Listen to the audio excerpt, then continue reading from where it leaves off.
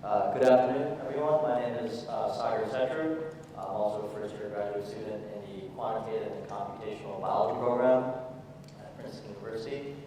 And today I'm going to be speaking about modeling bacterial cell membrane stirring by moving rigid membrane domains. And so before I start talking about bacterial cell membrane stirring, I just want to start with a static image of a cell membrane. And in particular, what this image is depicting is that the cell membrane has a heterogeneous organization.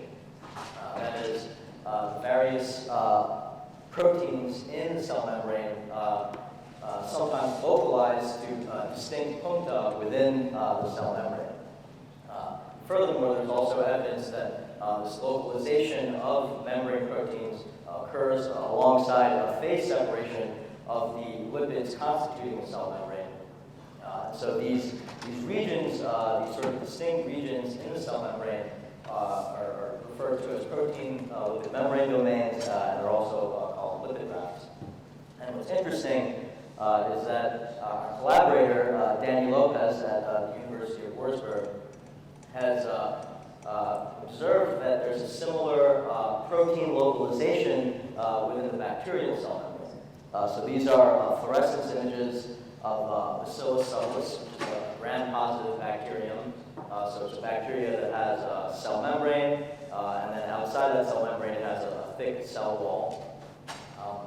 And what these fluorescence images illustrate, again, is that there is this protein localization in the bacterial cell membrane.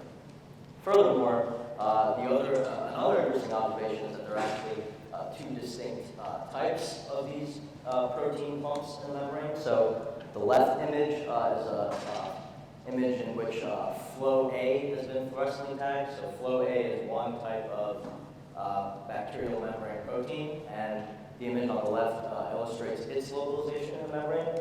The image on the right is a fluorescently tagged flow T, which is another bacterial membrane protein.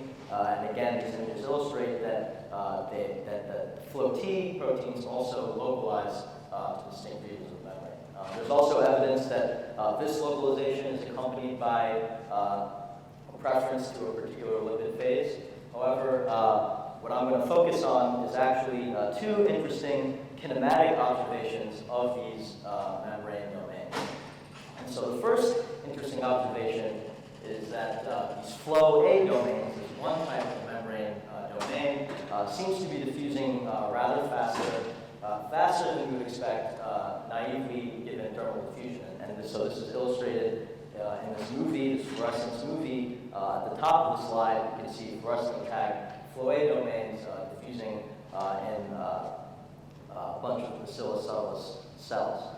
The second interesting observation concerns the other type of membrane domains, flow T domains. And you can see that observation in the static time series at the bottom of the slide.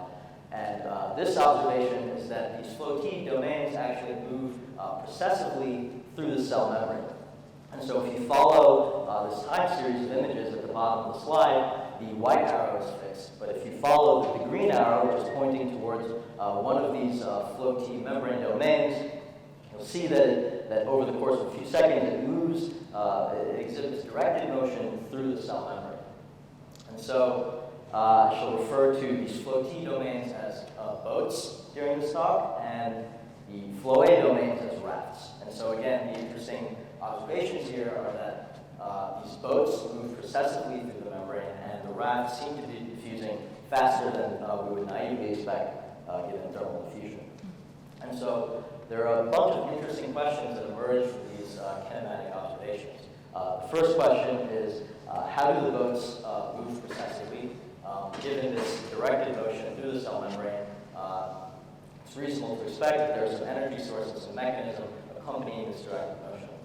The second question is, how do moving boats stir the membrane? And so this sort of arises from the observation. If you think of the cell membrane as a 2D lipid, and you have this membrane domain moving through it, what is the resulting stirring of this 2D lipid look like? And finally, another question you can ask concerns the rafts, which seem to be very rapidly. So why are they diffusing so rapidly? And we've done some modeling work that touches on the first question, the question of how do these boats move precisely, and I'd be happy to discuss that later on, but during this talk, I'm going to focus on the latter two questions. That is, how do moving boats stir the membrane, and then why are the rafts diffusing so quickly?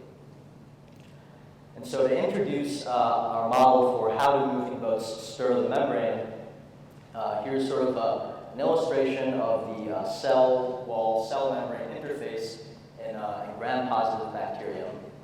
And so at the bottom, you can see the top layer of the lipid bilayer. Above that is the cell wall, and in blue, in the center of this sea of lipids, is our boat membrane domain.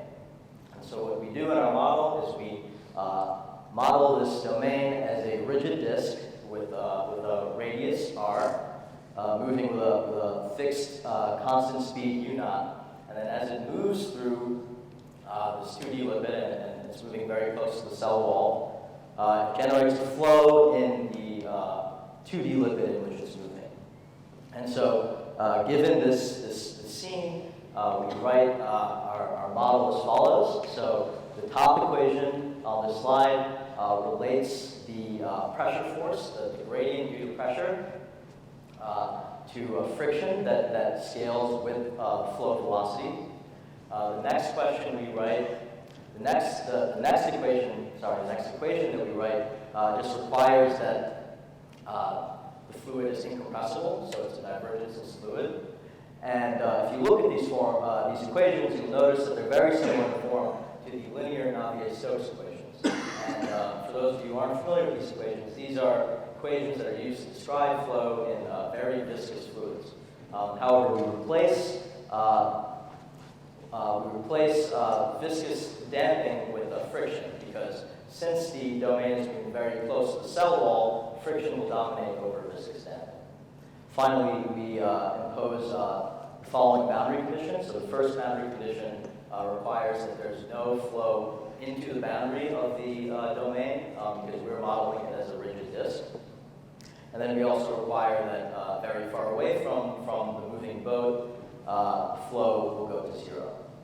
And so we can solve these equations and impose those boundary conditions, and this is the solution for the vector flow field that we get. And so so that's the radial component, and that's the angular component, and what we've plotted around this depiction of a moving boat is the vector flow field that we get from these equations. And so the next question we decided to ask, given this flow field, is what is the displacement of some test particle that's in the membrane fluid? And here's sort of an illustration of what we're trying to get at. So in blue, you see one of these boats moving through the cell membrane, and as it moves towards a test particle, it starts displacing it, and that displacement increases, and then as the boat moves away, the test particle in the membrane is pulled within the wake of this moving boat, and so we get a displacement parallel to the motion of the domain. So to sort of recapitulate that animation in a static image, so you have your boat with a radius r. It's moving with velocity, constant speed u0. And at some impact parameter b away from its path, there's a test particle that gets displaced. And that displacement we write as a delta x, which is a function of this impact parameter. So the distance between the test particle and the path of the boat, and the radius r of this boat. Further, we write it in units of the radius of the raft. And so we do numerical integration of the flow field to get actually a curve of the displacement as a function of these units in terms of the radius of the raft. And so given this observation, or given this calculation, the next question we ask is, what is the effective diffusion due to the precessive motion of many boats in one cell? And so to sort of illustrate what that might look like, so let's say you have some density of boats in the cell, you have some test particle, each boat is moving, and each moving boat imparts a displacement to your test particle. And what we want to get at is a model to figure out what is the effect of diffusion due to the stirring of the membrane. And so to get a calculation for diffusion due to stirring, so here's the image that I just shown. We define an infinitesimal unit within the membrane that's bound by dB and U naught dt, where U naught is the speed of our boat. And given a density rho of boats in a cell membrane, we write the probability of the arrival of this boat within this small region of the cell membrane. And then we integrate over the square of this delta x, this displacement of the test particle. We integrate over all impact parameters, the square of that, to get a mean square displacement, which we then can relate to effective diffusion due to stirring. And then if we write, again, if we write in units of the radius of the raft, so we introduce this capital X, we can write that integral, which is given by capital lambda at the bottom of the slide. So we write the integral in units of x, and so we get a prediction for what the effect of diffusion due to membrane stirring looks like given a density of rafts, all moving at a speed and with a radius. And so to see if this relation holds, we decided to run a quick simulation of stirring due to many membrane domains in a cell. And simulation was sort of done just like that image that I showed earlier. So we define a disk as our cell membrane, and we place place boats uniformly throughout this region, throughout this disk, randomly, and we give each boat a random heading. And then we calculate the contribution to the motion of this test particle given the heading and the impact parameter of each of the boats. And so what we see is that this simple simulation agrees with our model for stirring for an effective diffusion due to membrane stirring. In particular, so we numerically integrate this integral capital lambda. We get a value of 1.17, and when we do many simulations, we see that there's agreement with this relation between these various parameters, the density of boats, speed, and the radius, and the diffusion due to stirring. In particular, on the left, on the left plot, you see diffusion due to stirring on the y-axis, and on the x-axis, you see that as it depends on the density of boats in the cell. And in these simulations, we fix the speed and the radius to be 1, and so we see a slope that agrees very well with what you would expect given our relation. And on the plot on the right, you again see diffusivity due to stirring plotted on the y-axis, and on the x-axis, you see the radius of the domain and of the boat, and you would expect a cubic relation here, and we were able to fit well to a cubic, and then when you set the density to 1 and the speed to 1, we see again that the coefficient agrees well with what we would expect. And so remember, if I go back, so I've been talking about boats, right? So these are the domain, the membrane domains that move processively through the cell membrane.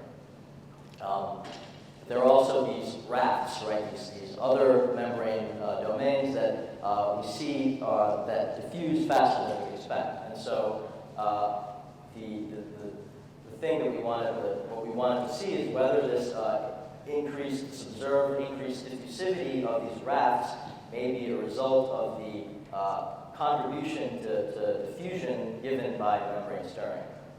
And so here are some order of magnitude results from our simulation. So if we plug in if we plug in for a density of boats, speed for the boats, the radius of the boats, and these are values that our collaborator Danny suggested that we use. If we plug those into our model, we can calculate an effective diffusivity due to membrane stirring, and then we make estimates of what we would expect the thermal diffusion to be of one of these rafts, and we see that the contribution to diffusion by stirring is within an order of magnitude of what you would see what you would expect the thermal diffusion to be of a raft.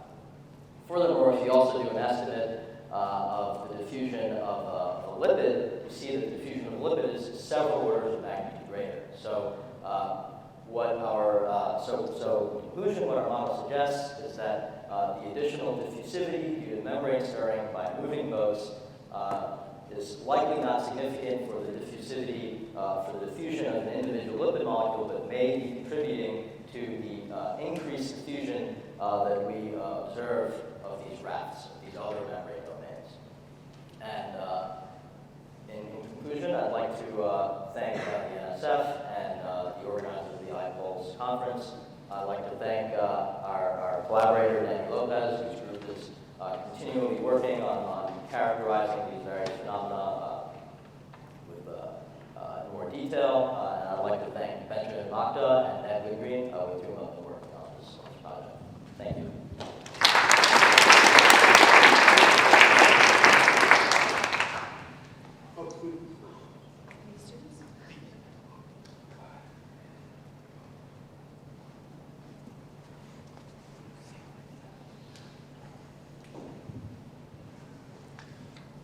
So I know your base assumptions of lipid rafts and various highly stable microdomains is kind of a hotly debated topic in the membrane field. But I'm also curious about the kind of how applicable your assumption that the lipids in the membrane diffusing as it seems to me like you're assuming they're a homogeneous mixture that's just a fluid.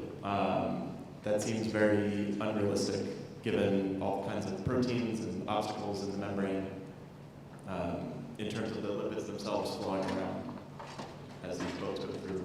Can you comment on how the flows and stirring would be affected by obstacles to their diffusion? So I guess in our model we're considering that it is moving in sort of a 2D liquid, and so part of the model considers heterogeneity by virtue of there being these disks that are moving through it. I guess this is sort of more of a simpler simulation and model to see whether any of this might be relevant to domains within the membrane. The actual so I guess you're talking about this resistance and I guess that's captured by this friction, right? So there being a cell wall very close to this moving domain, creates a friction as opposed to a viscous denting. So friction is dominating over any sort of viscous drag.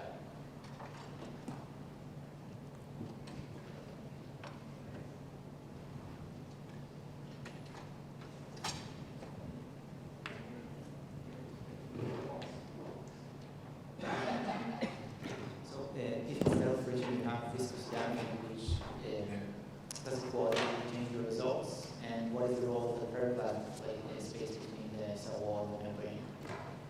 So the periplasmic space between the wall and the membrane in gram-positive bacteria is very, very small, and there's some, I guess, debate as to whether it should even be a periplasm, should be called a periplasm, but we know that there's some space.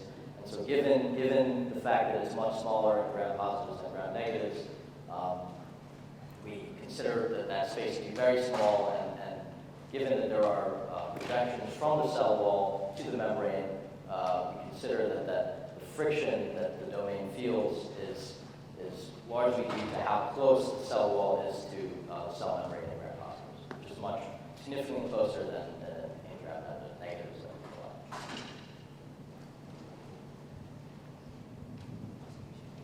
Yeah, so that was very nice and almost perfect. The one thing that you didn't really address is whether you get a formal sense of whether you have subdiffusion or superdiffusion in virtue of the exponent for the RMS time dependence, where Brownian motion is 1, and then sub is less than 1, and superdiffusion is greater than 1. And that comes into biology quite a bit, like DNA loop motion in VEJ recombination in immunology is, Langevin subdiffusion. And then, so then transcription factor migration within the nucleus involves, hopping motion. So that's an example of kind of EV flight superdiffusion. And then you can have models where you have memory, as the gentleman sort of alluded to over there, where you have sticking on certain sites, and then you have local time type models, and all that's tied up into the super subdiffusion, which, I think is you could easily do within your system if you measure time dependence of RMS, movement, and that may give you some insight into some of the local mechanisms too. But that's a great talk.